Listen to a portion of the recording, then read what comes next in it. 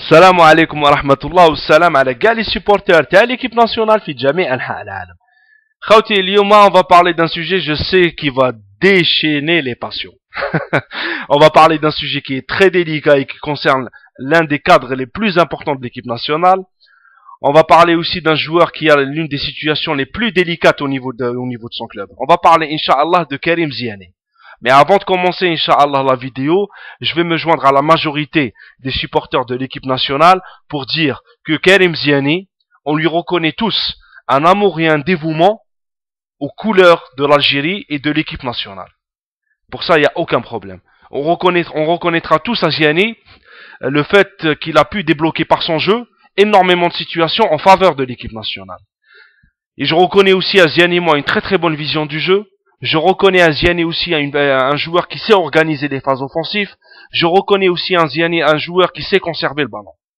Donc on reconnaîtra tout ça à Ziani, on reconnaîtra ses qualités d'homme et ses qualités de joueur.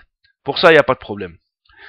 Maintenant, vous me connaissez. Moi, je ne suis pas dans la starification et je parle des choses réelles. Je ne suis pas là pour me jeter de la poudre aux yeux. Donc je parle des choses que je suis en train de voir et je parle de paramètres qui sont importants. Premièrement, Khawti, je voulais, Inch'Allah, mettre une évidence, une faute qui est faite par certains qui pensent que Ziani est un milieu axial, pour faire plus court, que c'est un numéro 10. Ziani Khawti n'a jamais été un numéro 10. Ziani, ça a été toujours un milieu droit, ce qu'on appelle un joueur de couloir. Quand on voit son jeu avec l'équipe nationale, et même en club, c'est un jeu qui est basé énormément sur les couloirs et qui est basé sur les centres. Donc quand on voit le jeu de l'équipe nationale, je l'ai dit dans mes vidéos, quand on base le jeu sur Ziani, instinctivement ça va vers les couloirs, et quand une équipe veut couper nos attaquants des ballons, et ben ils bloquent les couloirs, et ben qu'est-ce qui se passe? Les attaquants ils ont plus de ballons. Et ça, on l'a vu plusieurs fois, et ça a été mis en évidence par des grands spécialistes de football, c'est pas Nassim qui le dit, et ça c'est mes yeux qui ont vu, et je reprends aussi les analyses des grands spécialistes du football. Donc il a Ziani est un joueur qui base son jeu sur les couloirs et sur les centres, et c'est pas un numéro 10. Voilà, parce que son jeu, il est basé sur les longues balles, et il n'a pas aussi l'aisance technique d'un vrai numéro 10 où il peut effacer des joueurs et tout ça. Donc, pour mettre, pour encore plus accentuer mon analyse par rapport à Ziani, j'ai mis en papier une phrase qui va un petit peu mettre en évidence le jeu de Ziani. Ziani, Khawti, il a plus besoin d'un attaquant, d'un avant-centre qui est bien placé pour lui mettre une balle au centimètre près, d'un attaquant qui prend la profondeur pour lui mettre une balle au centième de seconde près. Donc vous voyez, c'est quelque chose de très différent. Ziani, il a besoin d'un attaquant qui est toujours bien placé, d'un attaquant qui prend la profondeur, parce que ça c'est pas son jeu. Pourquoi il a besoin d'un attaquant qui est bien placé? C'est pour lui distiller des balles au centimètre près. Et quand on parle de centimètre près, là on est en train de parler des joueurs qui basent leur jeu sur les centres.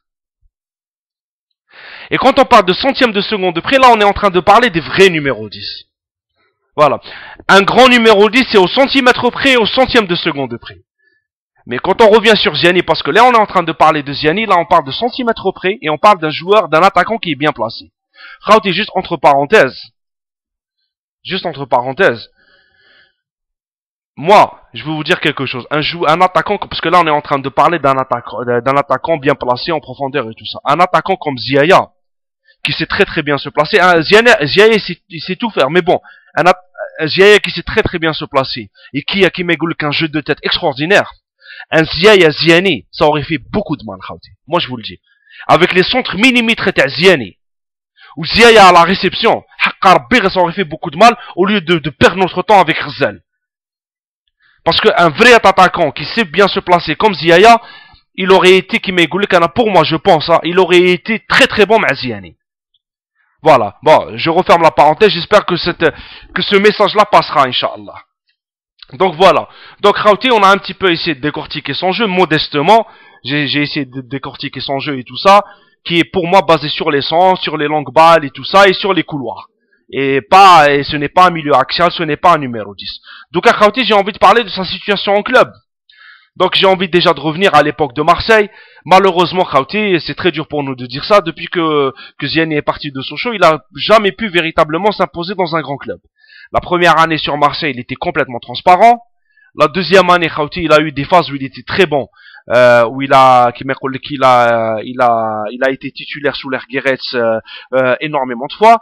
Mais bon, mais il n'a pas été très très régulier. Donc il a enchaîné, il a été plusieurs fois titulaire, bac il est reparti au banc, tout ça et tout. Bon, Kidja Deschamps, Ziani ne faisait plus partie de ses plans.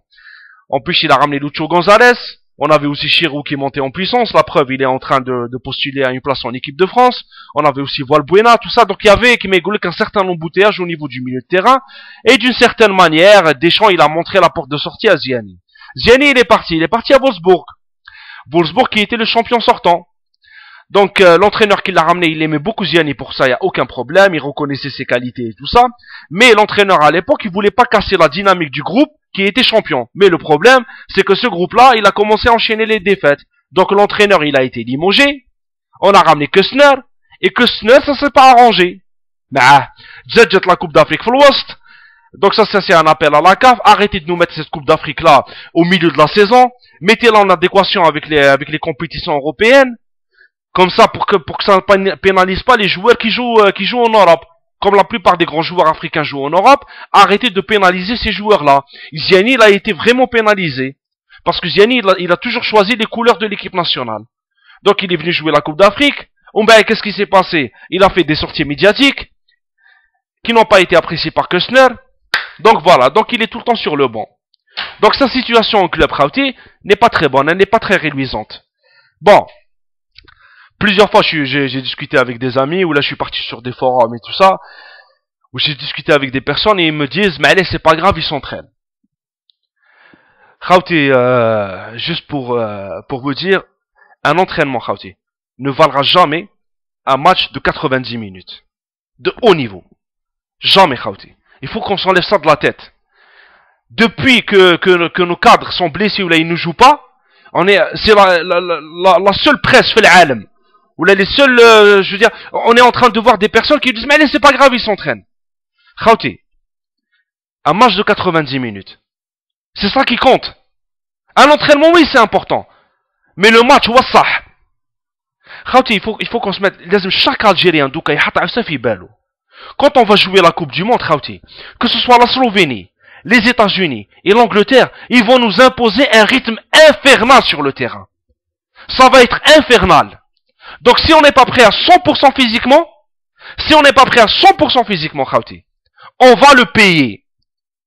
Ça c'est sûr et certain.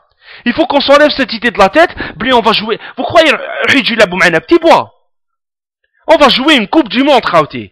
Et ces équipes-là, on est tombé sur 3 bonnes équipes de valeur qui se sont qualifiées avec les honneurs. Zid Fouqha, avec l'Angleterre qui est un monstre. Et vous croyez, Yaouldi, si tu n'es pas prêt à 100% avec ces équipes-là, tu le payeras. Ça sera cash. Donc il faut arrêter de se raconter des histoires. Moi, j'aurais voulu que Ziani soit en forme et qu'il joue dans son club, ou qu'il apporte quelque chose de positif pour l'équipe nationale. Mais actuellement, sa situation en club n'est pas bonne. Il joue pas.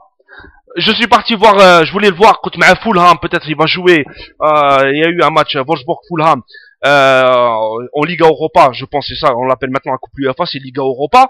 Moi je croyais que j'allais jouer, il était même pas sur la feuille de match le mec de Nichla, j'ai même pas vu le match, j'étais tellement dégoûté. Au moins quelques matchs avant la Coupe du Monde.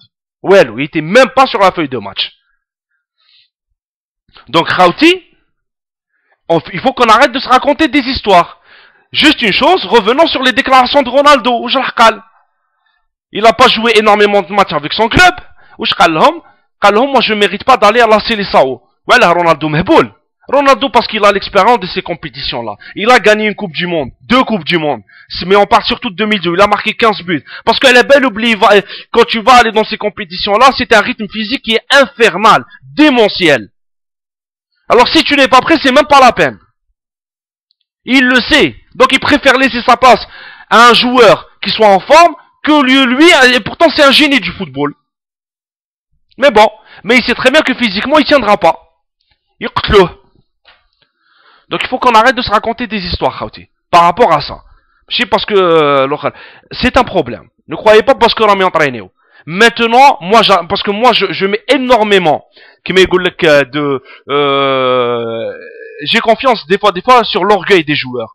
Il y a beaucoup de gens qui me disent ça. Moi aussi, je suis d'accord. Il y a les joueurs Tawana, ils ont de l'orgueil et tout ça, mais ça suffira pas, Khawti, hein. Parce qu'il y a des paramètres dans le football qu'on peut pas passer au-dessus. Ça suffira pas l'orgueil, hein. Oui, peut-être, on l'a vu une fois contre la Côte d'Ivoire, mais ça suffira pas l'orgueil. Parce qu'après, il y a Kimegoul qui a une réalité qui va nous tomber dessus. Al-Mohim, Khawti. Je vais revenir, je vais faire une deuxième partie parce qu'il y a encore 2 ou 3 points que j'ai pas encore parlé. Donc, Inch'Allah, je reviens pour une deuxième partie. Allez, assalamu alaikum, à tout de suite, Khawti.